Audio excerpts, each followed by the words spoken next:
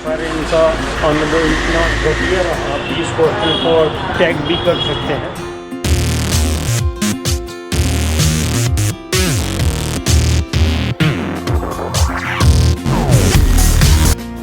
Report जो है उसको कलेक्ट करना बहुत ज़रूरी है। इस ग्रुप के साथ मैं अभी जा रहा हूँ। आज मैं हूँ इंदिरा गांधी इंटरनेशनल एयरपोर्ट दिल्ली में। जो मोंटी भाई मेरे साथ सफ़र कर रहे हैं दुबई तक का, इन्होंने ग्रुप बनाया। हमें बोर्डिंग पास इमिग्रेशन के लिए आपको सिर्फ कॉन्फिडेंस की ज़रूरत है, क्योंकि अचानक से कोई क्वेश्चनिंग होगी तो आपके पास सारा प्रिपेयर होना चाहिए। अब ड्यूटी फ्री एरिया कितना आलिशान तरीके से बनाया गया। ड्यूटी फ्री से ये रहा हमारा शॉपिंग। स्पाइस जेट का काउंटर है। बहुत सारे बोल रहे थे कि उसमें खाना नहीं होता है।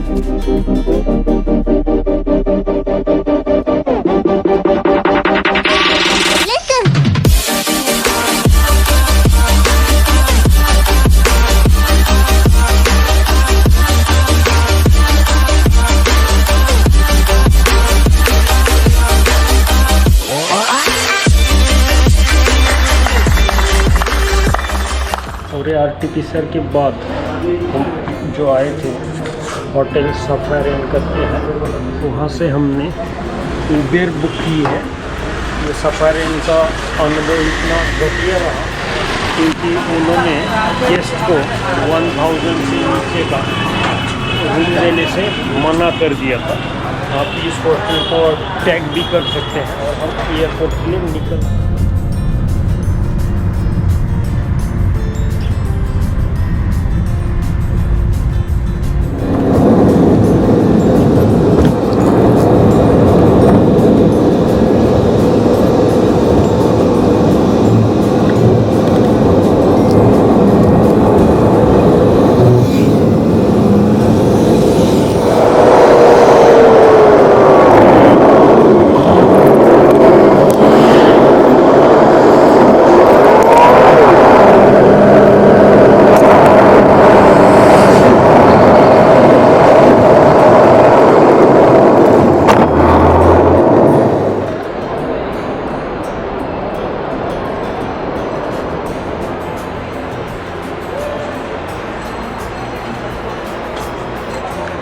आरटीपीसीआर रिपोर्ट रिकलेक्ट करनी है। गेट नंबर 5 पे वो आरटीपीसीआर रिपोर्ट मिलती है।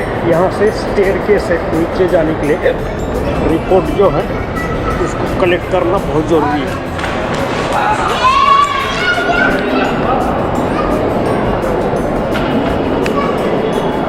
आरटीपीसीआर की रिपोर्ट नेगेटिव, ये ऊपर को ये कोई ही पता था, लेकिन उसकी प्रिंट आउट लेने के लिए फिर आना पड़ा इस जगह जहाँ मैं पहले भी 1-2 बार आ चुका हूँ। मेरी रशिया ट्रिप में मैं दिन भर यहाँ सोया था। ये वही जगह है।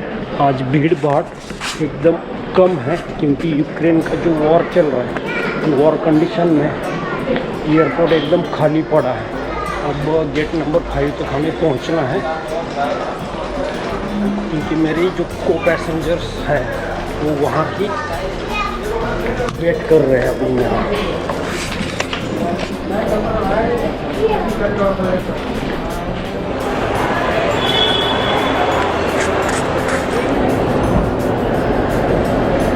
देखो तुम्हारा पॉजिटिव कोई बात नहीं। आरटीपीसीआर का झंझट ख़त्म करके हम गेट नंबर 5 पे खड़े हैं। ये है वो ग्रुप जिस ग्रुप के साथ मैं अभी जा रहा हूँ। और जो भी अपडेट रहेंगे उनका सेल्फी टाइम है शायद, उनके साथ में पूरा ये दुबई ट्रिप। एयरपोर्ट के अंदर हमने एंट्री ली है। एंट्री वक्त हमारे पासपोर्ट और सिर्फ फ़्लाइट टिकट देखी गई है आज दिन भर का, कि मैं एयरपोर्ट कैसे पहुँचा, कौन कौन सी दिक्कतें मेरे को उठानी पड़ी, ये वीडियो में आपको जानने को मिलेंगी। ये वीडियो अगर आपको अच्छा लगा तो लाइक कमेंट शेयर ज़रूर करना।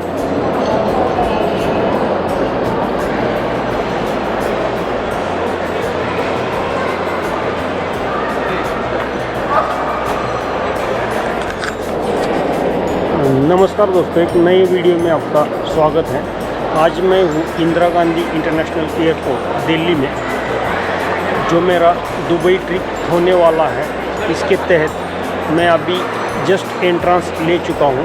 आपने गई वीडियो में देखा होगा कि मेरा RT-PCR रिपोर्ट या 2 दिन पहले आना, जो भी आपने व्लॉग में देखा होगा, उसका मैं अपडेट नहीं देना चाहता। लेकिन एयरपोर्ट आने पे एक दिक्कत आ सकती है कि RT-PCR की, क्योंकि दुबई जाने वाला जो फ़्लाइट था, वो फ़्लाइट के पास नोटिफिकेशन में आने की वजह से उन्होंने डिनाइड कर दिया हमें, क्योंकि दुबई सरकार का जो नोटिफिकेशन आया था कि RT-PCR अभी बैन हो चुका है, लेकिन एयरलाइन नहीं मानी। इसलिए हमने पूरा RT-PCR का रिपोर्ट ये सारा रेडी करके सिर्फ एयरलाइन की तसल्ली के लिए हम लेके जा रहे हैं। एक्चुअल में दुबई पहला सरकार है जिन्होंने RT-PCR को बैन किया है।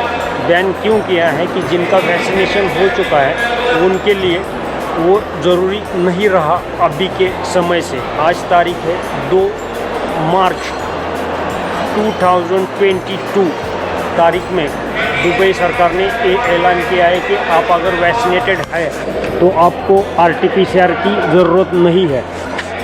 तो आपको मैं दिखाता हूँ एयरपोर्ट के अंदर आने पे आपकी पहली कवायद होती है। जो भी एयरलाइन का आपका नाम है उसको पहले ढूंढा जाता है। मेरे केस में स्पाइसजेट मेरा कंपनी है फ्लाई करने वाला, तो उसको काउंटर ढूंढना पड़ता है पहले, जो बहुत मशक्क़त के साथ मिलता है। A से लेके EH तक काउंटर बने हुए हैं दिल्ली इंटरनेशनल एयरपोर्ट पे। ये इतना लंबा है कि आपके पास अगर लगेज है तो आपको बाहर से ही ट्रॉली इस टाइप से उल्टा के लेके आना पड़ेगा, तब जाके आपकी सहूलियत हो। हमारी जो स्पाइसजेट फ्लाइट है वो जो उनका स्पाइसजेट फ्लाइट है उसका जो C काउंटर पे जा रही है। आप देख सकते हैं भीड़ कितनी है, ज़बरदस्त वाली भीड़ यहाँ है।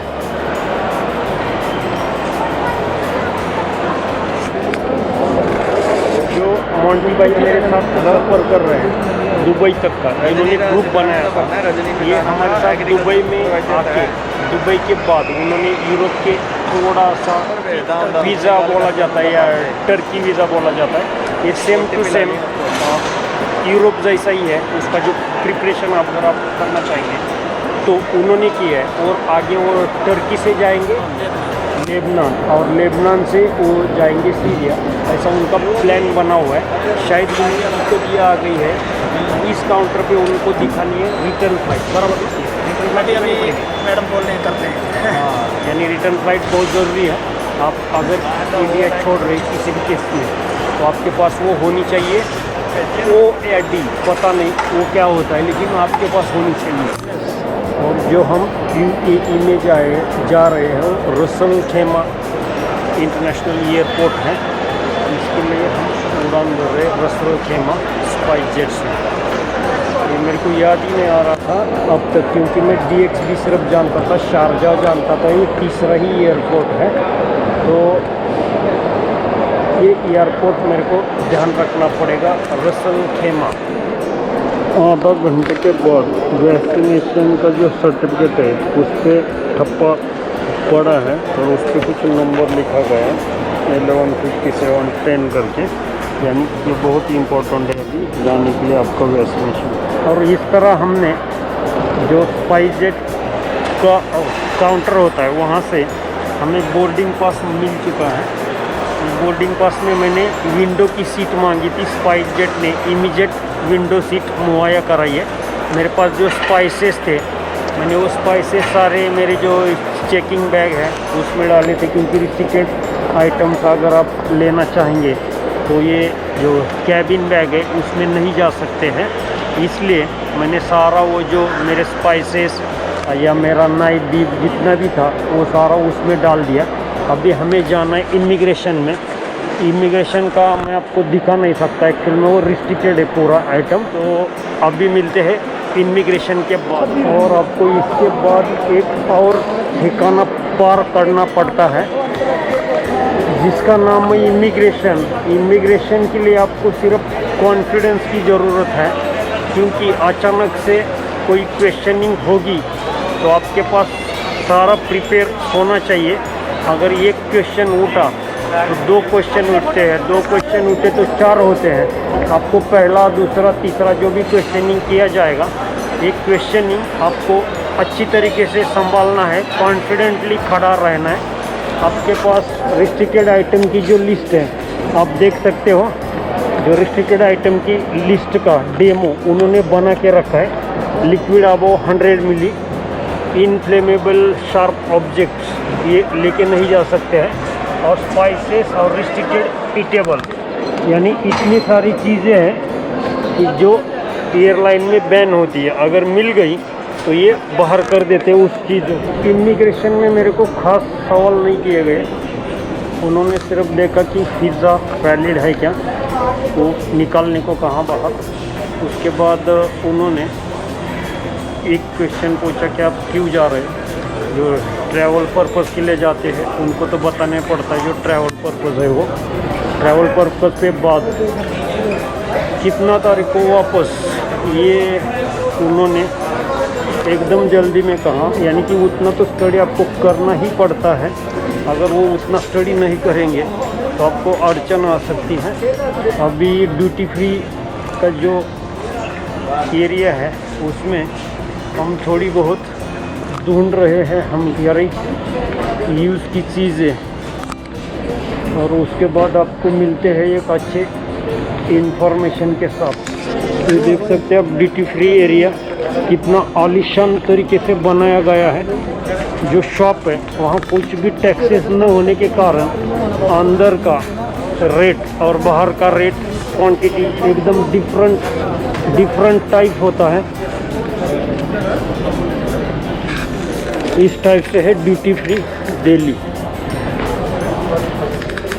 अम्रपाली जयपुर, ये रहा शॉप।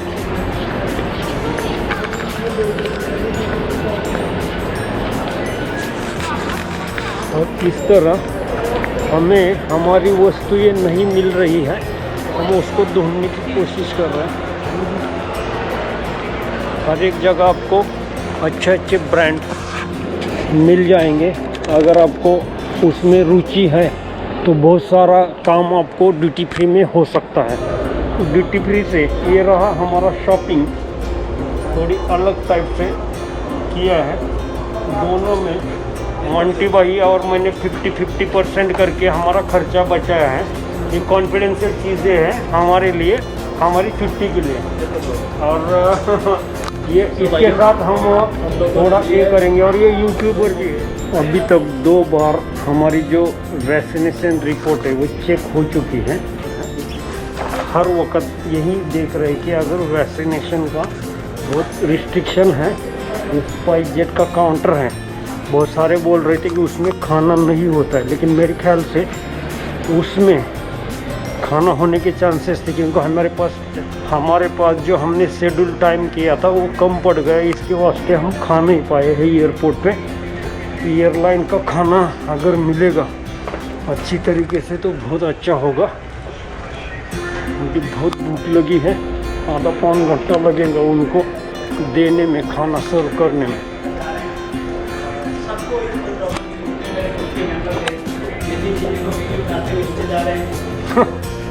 सारा अपडेट कर रहा हूँ मैं।